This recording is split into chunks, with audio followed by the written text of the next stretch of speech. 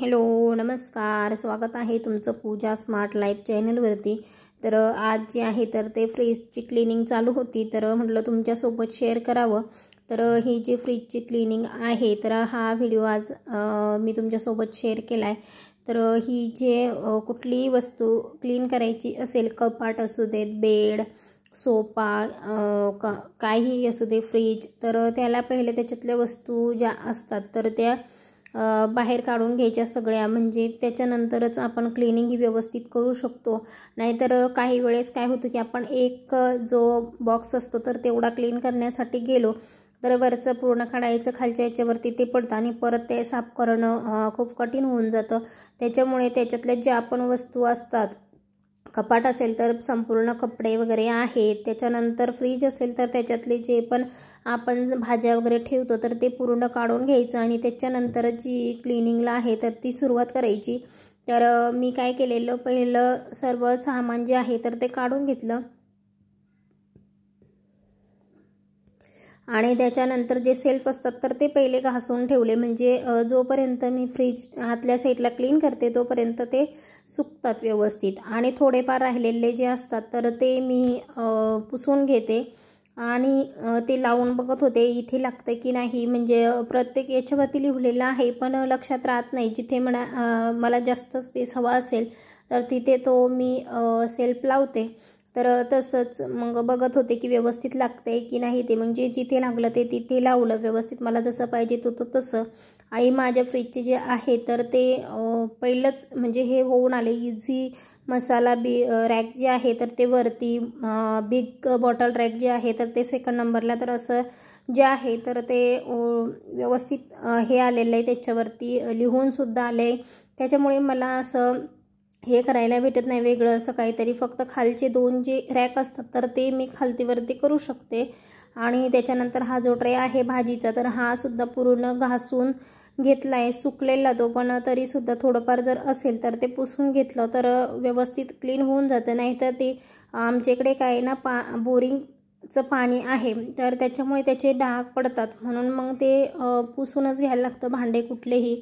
तर सगळ्यात वरचा जो सेल्फ असतो तर त्याच्यामध्ये दुधाचे सगळे प्रोडक्ट असतात, दूध असतं, त्याच्यानंतर साय असते, दही असतं, क्रीम असते, तर ते सगळ्यात वरच्या सेल्फमध्ये असतं। तर ही जी मॅट आहेत तर ही मी जेव्हा फ्रीज घेतलं होतं 6 वर्षा अगोदर तर तेव्हाच मी मॅट घेतलेले, हे जे आपले डायनिंग टेबलचे मॅट असतात तर ते मी घेतलेले।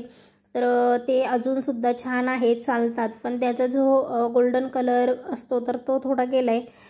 तर दुसरं मी जेव्हा घेईल तेव्हा तुमच्यासोबत शेअर करेलच। तर ही जी आहे तर अजून चालत आहेत, छान आहे।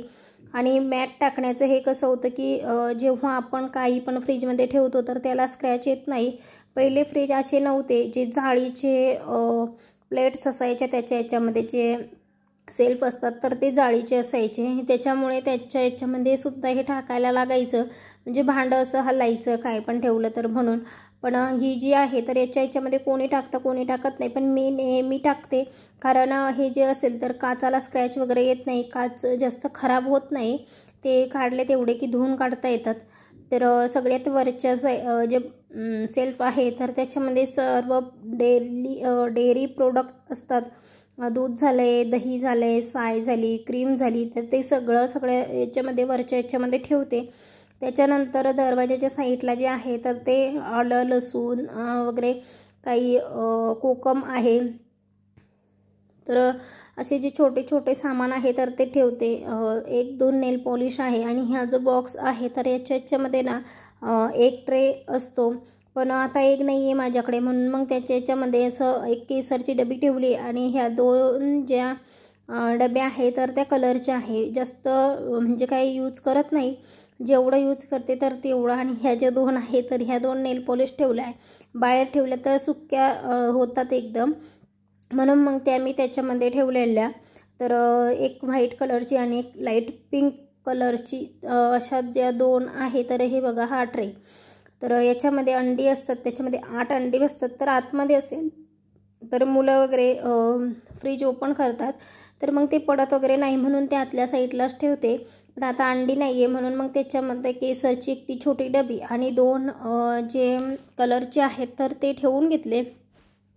ते सुद्धा क्लीन करून घेतलेलं, कारण एकदा क्लीन करायला काढलं तर सर्वच क्लीन करून घेते, मग परत परत होत नाही. आणि मुलं वरती गेलेली खेळायला तर ती आता आली, आता मध्ये मध्ये करणार नाही म्हणलं तरी. आणि ही जी आहे तर हे रवा, मैदा, कॉर्नफ्लोअर आणि जे आपले हे असतं सुकं खोबरं असतं तर ते आहे, त्याच्यामुळे ते पण तिथेच ठेवून घेतले.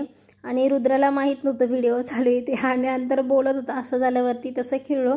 आणि मग त्याच्यानंतर कळालं त्याला की व्हिडिओ चालू आहे, मग गेला आतमध्ये.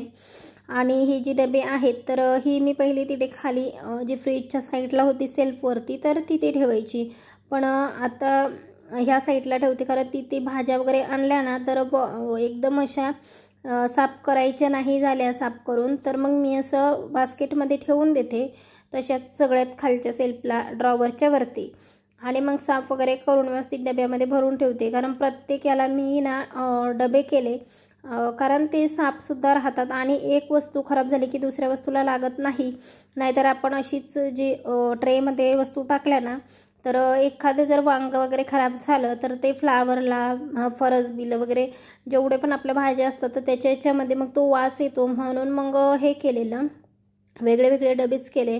त्याच्यानंतर हे जे सुकं खोबरं आहे तर वरती काय होतं ना असं वास येतो खोबऱ्याचा, तेलकट असतं ना म्हणून, तर म्हणून मग ते सुद्धा फ्रीजमध्येच ठेवते. जास्त काही माझं फ्रीजमध्ये कडधान्य वगैरे नसतं, जे पण आहे तर ते हे असं. आणि रवा जो असतो तर तो भाजून ठेवलेला असतो तर तो वरती असतो, पण जो बिना भाजलेला असतो ना तर तोच फ्रीजमध्ये थोडासा ठेवते, अर्धा 1 किलो, कारण कधी शिऱ्याला वगैरे पण कधी काही वेळेला काय होतं की बिना भाजलेला रवासुद्धा लागतो.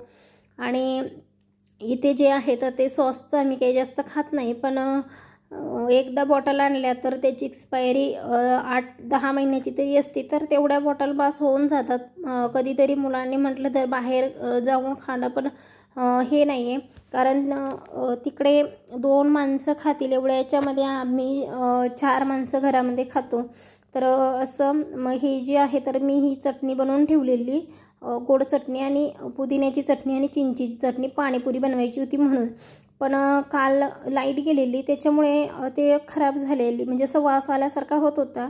मुलांनी चाकून बघितली तर चांगली म्हणे, पण म्हटलं नको, मला जरा वास आल्यासारखा झाला आहे, परत मग तब्येत वगैरे खराब होते. आणि ते हे जे आहे तर हे मसाले ठेवले, मसाले म्हणजे काही अजिनोमोटो आहे, त्याच्यानंतर red chilli sauce, soya sauce असे ठेवले, शेजवान चटणी. तर हे जे आहे तर हे मी एक बॉटल जर आणल्या तर त्या मला छान जातात, 7-8 महिने एक्सपायरी बघूनच घेऊन येते. आणि एवढा मी खात नाही जास्त, कारण मुलांनी म्हटलं कधीतरी तरच होतं, नाही तर असं काय हे होत नाही. तर अशी ही जे मोठे डबे आहेत तर खालचे जे 4 डबे आहेत त्याच्यामध्ये एका याच्यामध्ये कॉर्नफ्लोअर आहे, एका याच्यामध्ये रवा, मैदा आणि एका याच्यामध्ये आहे सुकं खोबरं, तर ती एकावरती एक ठेवून घेतली. त्याच्यानंतर वरती जे आहे तर ते कोथिंबीर, मेथी, हिरव्या मिरच्या, साध्या हिरव्या मिरच्या आहे आणि एक तिखट, तर असं वेगळं असं ठेवून घेतले. आणि फ्रीजमध्ये खाण्यासारखं काहीतरी आहे, म्हणजे जिलेबी ठेवली होती मी एका डब्यामध्ये, तर त्याला तेव्हा खा म्हटलं तर नाही खाल्ली, आणि आत्ता काढून खातोय, तर म्हटलं खाऊ देत. तर ही जी डबे आहे तर ही सुद्धा मी जी आपण याची कंटेनर असतात आपले डाळीसाठी त्याच्यासाठी घेतलेली ग्रोसरीसाठी, पण तिकडे मी आता हळूहळू चेंज केलं आहे, प्लॅस्टिक रिमूव्ह केले, फक्त काचाची स्टीलची डबे वगैरे मी ठेवते. सगळीच आपण काचाची घेऊ शकत नाही, म्हणून मग जी घेतली तर ती रिमूव्ह केली, आणि ही चांगली होती, कुठे खराब वगैरे झाली नव्हती, म्हणून मग ही फ्रीजमध्ये ठेवली, कारण याच्यामध्ये भाज्या वगैरे पण व्यवस्थित राहतात. टोमॅटो आहे तर ती टोमॅटो एका डब्यामध्ये ठेवते, एका डब्यामध्ये म्हणजे असं वांगी, त्याच्यानंतर शिमला मिरची, असं जेवढं पण हे आणलं तर ते डब्यामध्ये टाकून ठेवलं. प्रत्येक डब्यामध्ये एक वेगवेगळं हे असतं, त्याच्यामुळे ते खराब होत नाही. आणि फ्लावर, कोबी वगैरे हे जे मोठ्या मोठ्या भाज्या असतात तर ते 3 डबे सोडून थोडीशी जागा उरते, ड्रॉवरमध्ये, तर त्याच्यामध्ये ठेवते. तर छान राहतं, कुठेही काही खराब होत नाही, मस्त राहतं. आणि गाजर झालं आहे, तर गाजराचा हलवा करायचा होता म्हणून थोडे जास्त आणलेले आहे. तर ते मी वरतीच ठेवले, कारण ड्रॉवरच्या वरतीसुद्धा थोडीशी जागा होती, तर ते राहतात ते म्हणून. मग असं जे आहे तर ते माझं फ्रीज छोटंसंच आहे, पण खूप छान असं ऑर्गनाईज केलं आहे. डब्यामध्ये कुठलंही तुम्ही सामान ठेवाल ना तर ते व्यवस्थित राहतं, जास्त हे करायची गरज पडत नाही. आणि मिरच्या वगैरे जेव्हा मी घेते तर 4-5 दिवसातनं काय करते, मिरच्यांचा रवा पूर्ण असा खाली करून घेते, डबा आतल्या साईडला पुसून घेते आणि बघते कुठली मिरची चांगली आहे, खराब झाली आहे तर खराब मिरची काढून टाकायची, चांगल्या मिरच्या ज्या आहेत तर त्या पुसून परत डब्यामध्ये भरायच्या.